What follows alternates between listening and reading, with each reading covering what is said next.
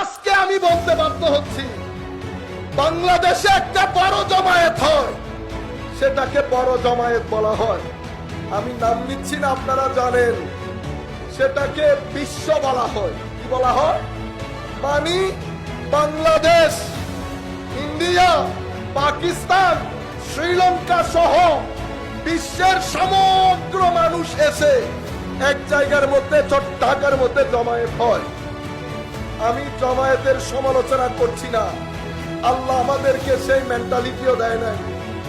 আমি শুধু খুশিতে আত্মহারা হয়ে এই সত্য আপনাদেরকে জানান দিচ্ছি, সবাই মিলে যে ইজতেমা করেছে খাজা বাবা এনায়েতপুরীর বাজারে, তার চেয়ে বেশি মানুষের সমাগম হয়েছে।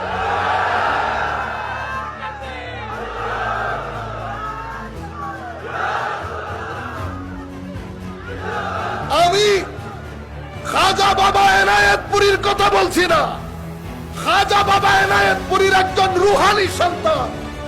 খাজা বাবা ফরিদপুরীর বাজারে, খাজা বাবা ফরিদপুরীর বাজারে কোন বিশ্ব না, বিশ্ব চট্টগ্রামের আধা মানুষ জানেও না এই ভূখণ্ডের মধ্যে কোন কিয়ামত বাবা হচ্ছে।